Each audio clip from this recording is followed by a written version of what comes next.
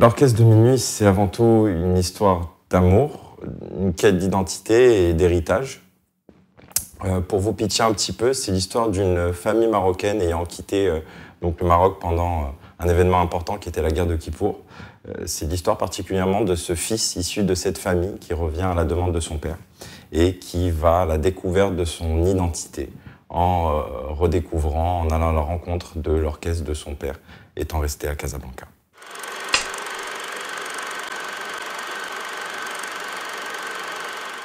Ce qui m'a séduit avant tout à la lecture de ce scénario, c'était l'écriture. J'avais l'impression que le rôle avait été écrit pour moi puisqu'il me correspondait à plusieurs niveaux. Au premier point, c'était déjà le fait que je suis juif marocain moi-même, ayant quitté le Maroc assez jeune, à l'âge de 18 ans, vers le Canada, l'Espagne ou la France pour y faire mes études ou pour y découvrir donc d'autres facettes de ma vie. Ça m'a permis un petit peu de m'apparenter, de me lier intimement avec ce personnage-là. De plus, le fait qu'il faisait de la musique, qu'il ait fait de la finance, qu'il soit dans la finance, puisque j'ai étudié dans la finance à Montréal, et aussi les rapports avec son père. Donc du coup, la description du personnage me correspondait parfaitement, et du coup, j'y retrouvais une partie de moi-même, tout simplement.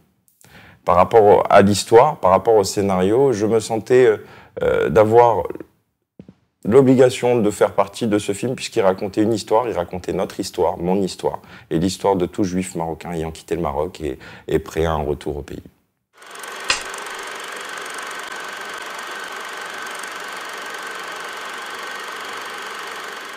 Pour ce qui est de ma rencontre avec Jérôme Cohen-Olivard, elle s'est passée de bouche à oreille il y a une quinzaine d'années environ, mais ça n'a pas porté ses fruits.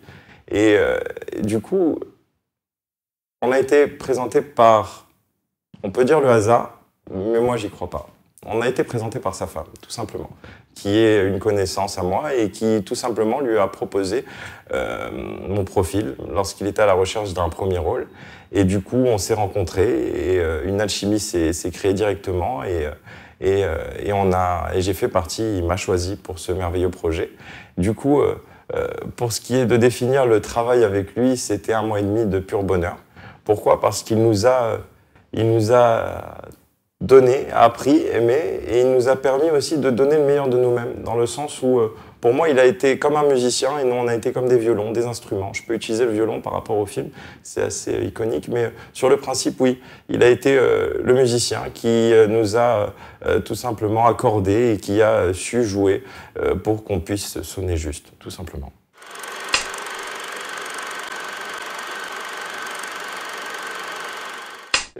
Quand même, un petit peu. Il m'a demandé un petit mois, 1 mois et demi de préparation. Pourquoi? Parce que avant tout, c'était ma première fois en tant que premier rôle, en tant que rôle principal dans un long métrage. Donc du coup, il y avait une certaine appréhension, il y avait un petit peu de stress, un petit peu beaucoup.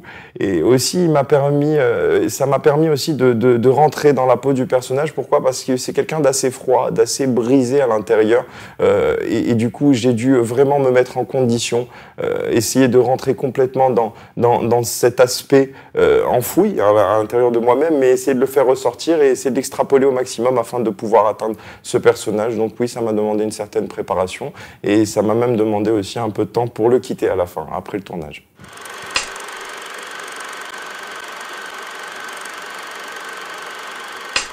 Évidemment, je pense que le background musical, ça fait un peu partie de moi-même. Pendant le tournage, on était tous emprunts à chanter, à danser en backstage.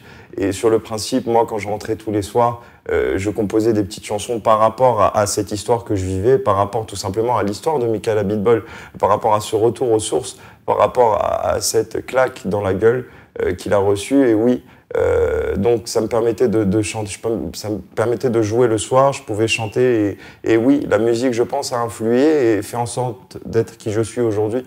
Donc oui, j'en suis sûr.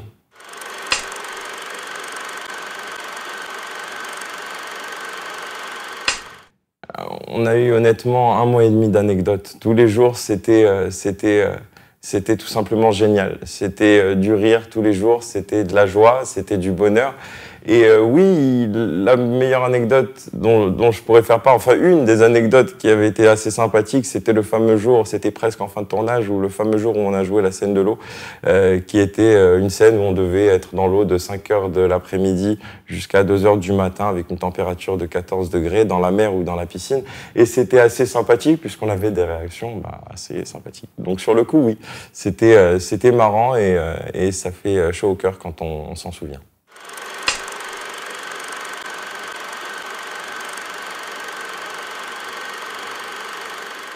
Alors j'ai découvert Aziz Dadas artistiquement et humainement à travers ce film. Dans le film, c'était mon chauffeur de taxi. Dans la vraie vie, c'est mon frère. Donc oui, on a eu des liens énormes qui se sont créés. La magie a opéré aussi bien dans le film qu'après le film. Et pour le coup, on se parle tout le temps, on est tout le temps en contact et on a un très très très bon rapport grâce à ce film et grâce à Jérôme.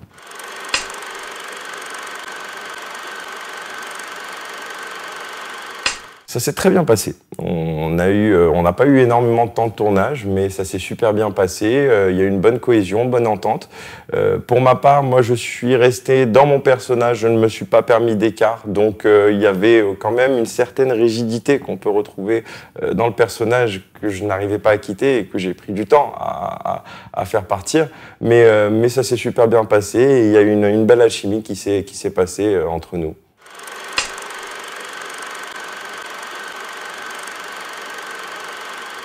Pour ce qui est de mes prochains projets en cinéma, j'ai un prochain long donc à partir de mars-avril 2016, qui sera entre Paris et le Maroc. Pour ce qui est de la musique, je suis en préparation d'une comédie musicale qui débutera à partir d'octobre 2016 et qui fera plus de 90 dates en France, dont tous les Zéniths de France.